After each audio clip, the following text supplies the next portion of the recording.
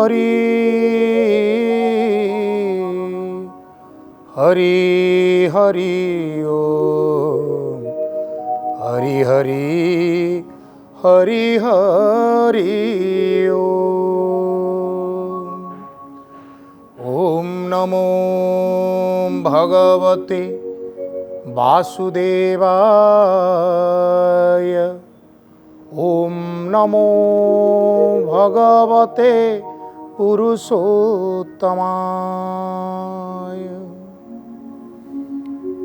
नीलाद्रिकन्दरानन्दि मन्दरालय वन्दितं वन्दे वन्दारुमन्दार इन्दिरामन्दिरं मन्नाथ श्रीजगन्नाथ मद्गुरु श्रीजगद्गुरु मदात्मा सर्वभूतात्मा तस्मै श्रीगुरवे नमः।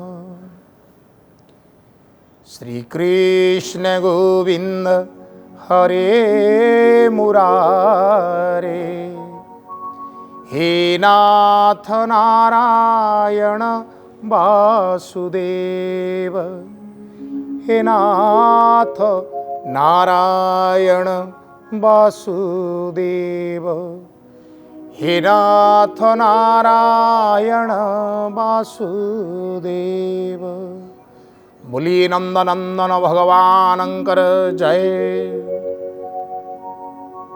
प्राणर प्राण विश्व प्राण कोटि कल्याण कल्पतरु श्री नंदनंदन दिव्य भाव नहीं विविध प्रकारे लीला विस्तार करी अकिंचन मानंकर अंतकरण रे भक्ति भावर सुंदर फल्गु धारा जे प्रवाहित करि पारुछंती अकारण कारण रे जे कृपा करि पारंती अहेतु की भक्ति प्रदान करुथिबा भगवान श्री वृंदावन चंद्रंकर बारंबार बारंबार पाद तले प्रणिपात करी आपण मानंकु स्वागत करुची आम कार्यक्रम को। भगवान का प्रेम रे आपण माने तल्लीन होई शुणुछंती आमर श्रीमद् भागवत कथा। गत अध्याय रे प्रथम स्कंदंकर आमे चतुर्थ अध्यायर परिसमाप्ति घटेइथिले। एबे आम मानंकर प्रवेश हब पंचम अध्याय रे। सुत महामुनि आगरे सौनक आदि मुनि माने प्रश्न करिछंती जे व्यासदेव जी महाराज श्री श्री श्रीमद् भागवत महापुराण जहाँ परमहंस संहिता ब्रह्मज्ञानी शुकदेवंकर मुखरु निःसृत होई परीक्षितंकु जहाँ अनंत कृपा प्रदान कला ताहा से काहीकि रचना कले केउ परिप्रेक्षी रे रचना कले कहार प्रेरणा रे रचना कले आमको टिके बुझेइकरी कुह। तेणु उत्तर मिलुथिला जे एकदा सरस्वती नदी कूलरे निजर सुंदर बद्रिका आश्रम रे प्रभात स्नान सारी टिके जोग बल रे ध्यान रे बसिबा परे श्री श्री व्यासदेवंकर अनुभव हैला जे तांकर परवर्ती पीढ़ी जो माने आसुचंती कलिजुगर मनुष्य माने सेमानंक भितरे एई वेद संहिता एवं विविध प्रकारर पुराण महाभारत इत्यादि हुए तो भगवत भक्ति उत्पन्न रे साहाय्य न करि पारे।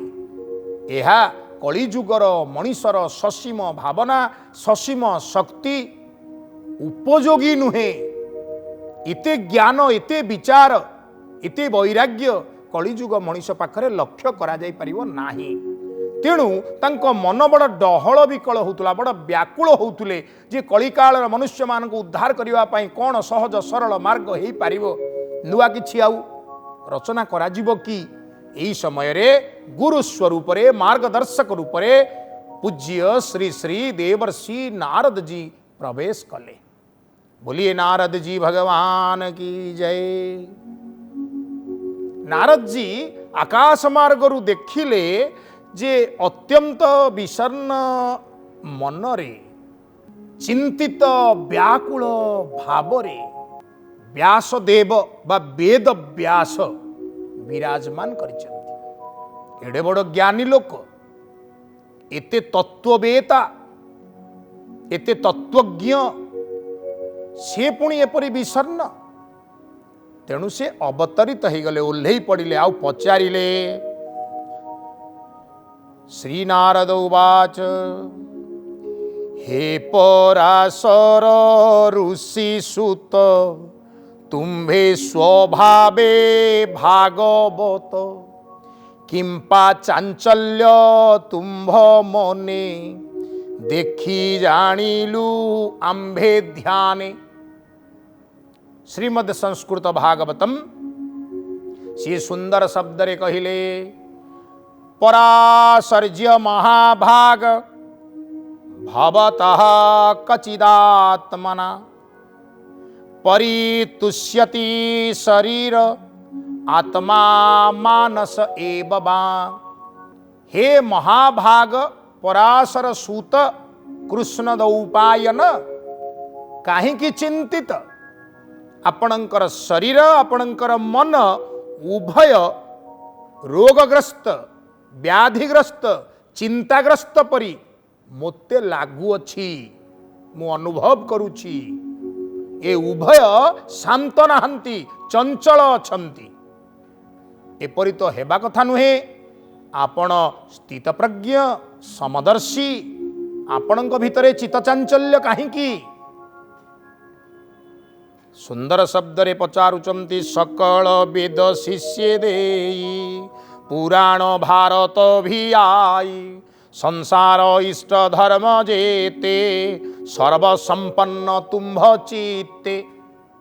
संसार रे जेते प्रकार धार्मिक मार्ग रही अछंती, सकल प्रकार तो तुम्हें निर्णय करी अछ। तुम्हें तो परम वेदज्ञ, श्रुति आउ स्मृति रु सकल प्रकार वेदर मंत्र मानंकु उद्धार करी तुम्हें तो संकलन करी अछ।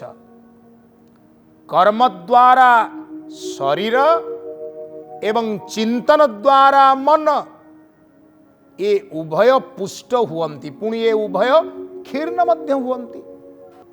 ए कर्म एवं चिंतन आपणकर शरीर आउ मन को व्याकुल करुथिबार मु जो अनुभव करिछि ताहा कोन भूल की? पुणी कहउचंती मते लागुची जे भगवत रस सागर रे हुए तो तुमे बुड़ी रही पारी नाह। हे व्यासदेव, गोटे सुंदर उदाहरण शुण। गंगा नदीर जल रससिक्त, भगवानंकर श्रीपद निःसृत। तेणु जो माने गंगा नदीर जल को आश्रा करिबे से माने सेथिरे बुड़ पकेइले बा निमज्जित हो गले।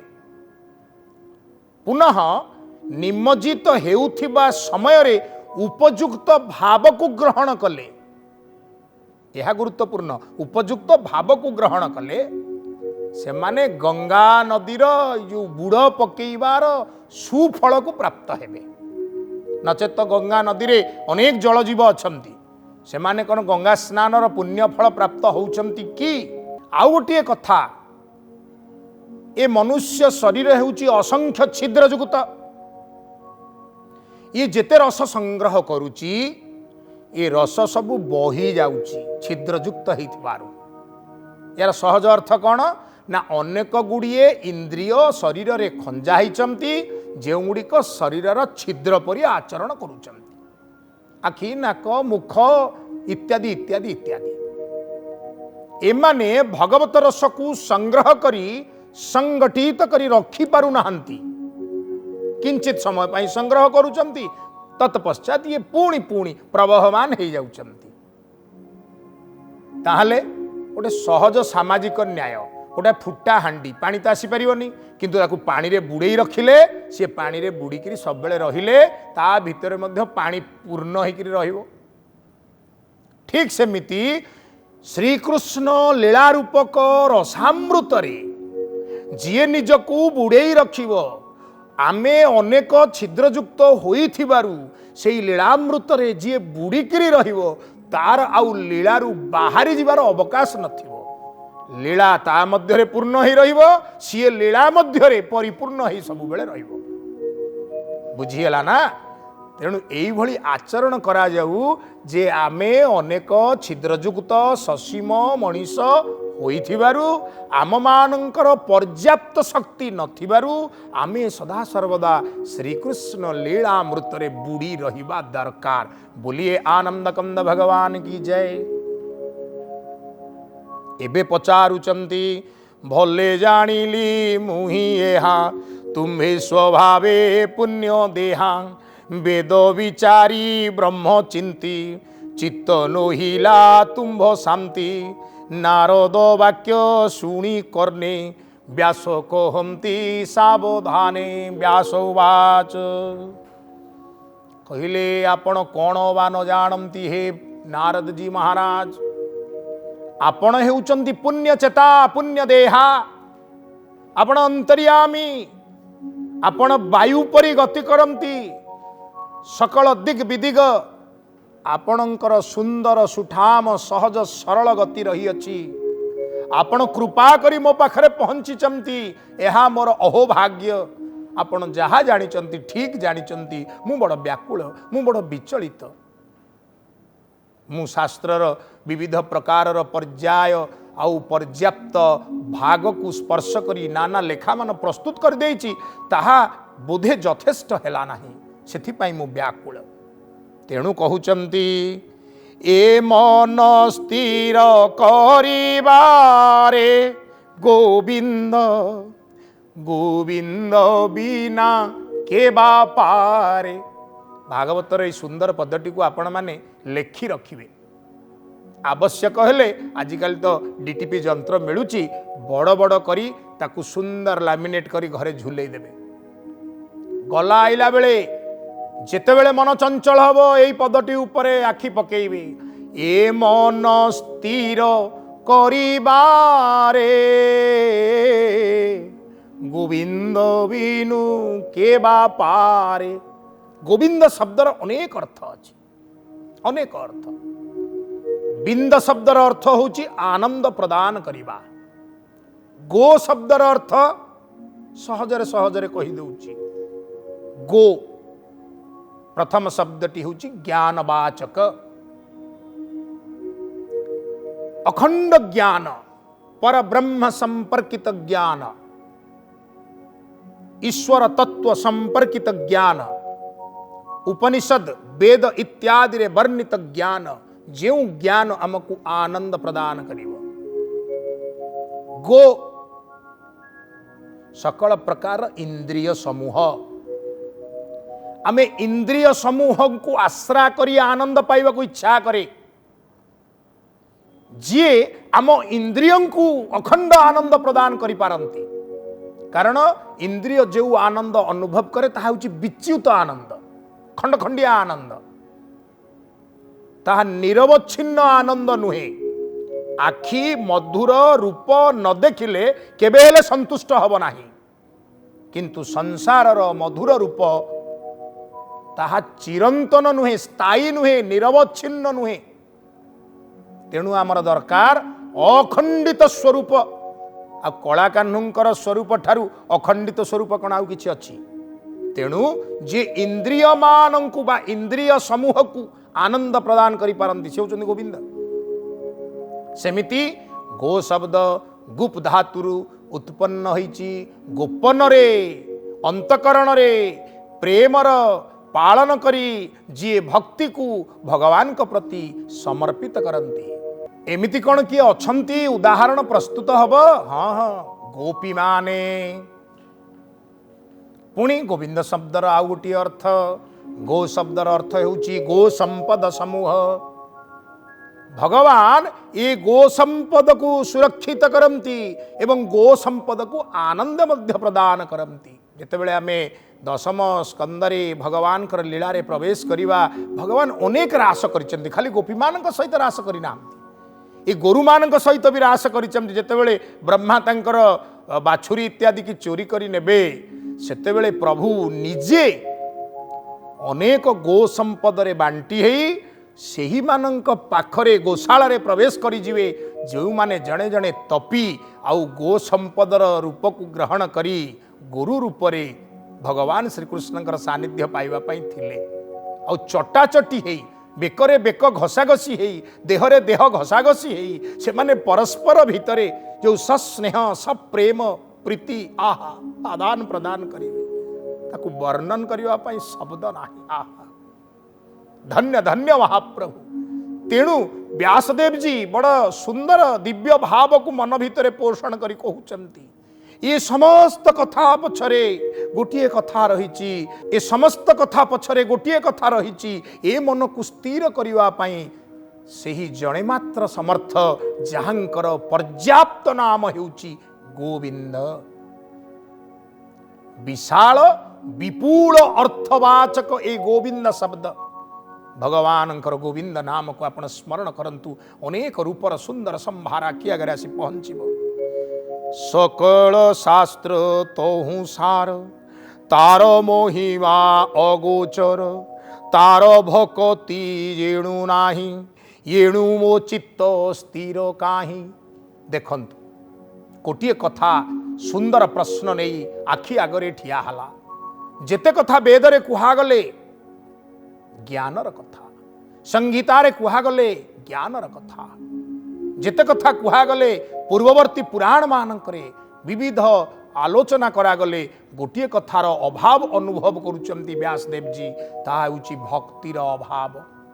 ज्ञान पर्याप्त अछि ताहा भगवान श्री वासुदेवंक ठारे भक्ति भाव उत्पन्न कराइब तो वासुदेवंक ठारे जेबे गोविंद भक्ति उदय हुए तेबे। जो कथा को श्रवण कले वासुदेवंक ठारे भक्ति उत्पन्न हब जो ज्ञान को आहरण कले भक्ति उत्पन्न हब। ज्ञान पंथी माने भक्त माने बा भक्ति भाव को अनुसरण करुथिबा भक्त माने आंक भितरे प्राय समय रे तर्क वितर्क लागी रहे। ज्ञान आउ भक्ति भितरे तर्क वितर्क रे ज्ञान पंथी माने कहती ज्ञान द्वारा भगवान को जानिब भगवान जेहेतु विराट तत्व तांकु जानिले तांकु पाइबा सहज हब। भक्त कहे ज्ञान आमर कौन हब आमे केवल आउ केवल तांको पाद तले निजको समर्पित करी शिखिचु। धन्य जीवन ताहांकर गोविंद जे हरि चरणे किंकर। हरि चरण रे निजर समर्पणर सूत्रटी जदि मु जानीगली सेतिकी ज्ञान मो पई यथेष्ट। आपण कहे कथाटा बुझीहेलानी बुझी गोटे छोटिया उदाहरण धरी नियंतु आपण निज घर बाहर निज पिलाटी को नहीं ता स्कूल रे छाड़िबे। स्कूल रो ठिकाना केउ केउ छक बाट दे गले स्कूल पाखरे ठीक रे पहुंची हब सेतिकी जानिले आपणक पई यथेष्ट। आपण पिलाटी की नेबे ठीक छक छक बाट दे जिबे आउ सठिक स्कूल रे ताकू छाड़ दे आसीबे। सेई जाए पहुंची गले आउ से ज्ञानर आवश्यकता भी पड़िबनी। सी आपणकर देह घसा बा देहरे अभ्यास रे रही जीवो। थरे आपण जानिला परे 365 दिन जाक आउ आपण जेतेबेले भी पिला को स्कूल को नेबे छक ना घोषिबा दरकार नहीं। आपण स्वतः गाड़ी चले से बाटे पळेबे एवं पिला को नहीं ठिकाना स्कूल रे पहुंचाई देबे। कहिबार तात्पर्य आम जीवनर ठिकाना हेउचंती भगवान महाप्रभु श्रीकृष्णंकर पादतल। से पर्यंत पहुंचीबा पई जेतिकी ज्ञान दरकार बस सेतिकी ज्ञान हो गले यथेष्ट। बोलिए नंदनंदन भगवान की जय। पूज्य व्यासदेव जी आपण स्वयं लिखिचंती वासुदेव परा वेदा वासुदेव परा मखा वासुदेव परा योगा वासुदेव परा क्रिया। वेदरे जेते ज्ञान आपण देले वासुदेव परा वेदा अर्थात श्रीकृष्ण प्राप्ति ही वेदर ज्ञानर चरम लक्ष्य, वेदर तात्पर्य। वासुदेव परामखा यज्ञर उद्देश्य श्रीकृष्ण प्राप्ति, वासुदेव परा योगा योगर उद्देश्य श्रीकृष्ण प्राप्ति, वासुदेव परा क्रिया जीवनर सर्वश्रेष्ठ कार्य कौन ना श्रीकृष्ण प्राप्ति। आपण कौन एक कथा को भूली गले कहीं व्याकुल होचंती पुणी कहले आपण परा पुणी लिखिचंती वासुदेव परम ज्ञानम वासुदेव परम तपः वासुदेव परो धर्मो वासुदेव परागति। ये संसार रे ज्ञान द्वारा ही कृष्ण प्राप्ति करा जाई परिबो, तपस्या द्वारा कृष्ण को प्रसन्न करा जाई परिबो, धर्म अनुष्ठान करी कृष्ण प्राप्ति करा जाई परिबो। आउ कृष्ण प्राप्ति ही जीवन रो एकमात्र गति। ये कथा को शुद्ध संकल्प रूप रे आपण श्रीमद् भागवत रे सूचना देई सारिचंती। आपण एक कथा को मन मध्य रे परिकल्पना करिचंती। नारद जी व्यासदेव जी को सूचना दौरान श्रीमद् भागवत एपर्यंत प्रारंभ हो नाहंती।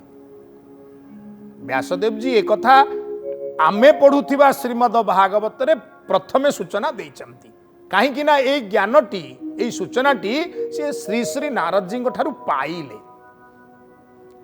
वर्तमान ये जो पंचम अध्याय धीरे धीरे गति करिवे सेइथिरे समाधान बाहरिबो जे चाल भागवत रचना करिवा।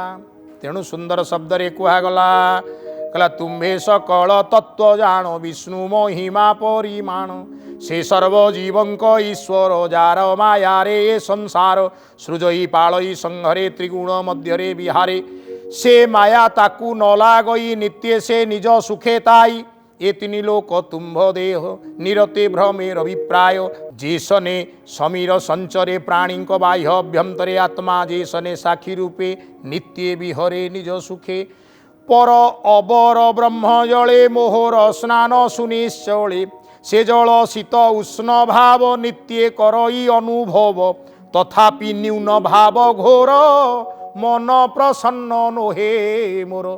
कहले आपण तो इतस्तत चतुर्दिग भ्रमण करुचंती मु मध्य सदा सर्वदा प्रभु प्रेम रे भगवत ज्ञान रे ब्रह्म ज्ञान रे बुड़ीकिरी रहुची किंतु आपणकर स्थिरमती आपण चंचल मना नुहंती आपण प्रभु प्रेम रे सुंदर तल्लीन मु कहीं से वंचित हेची।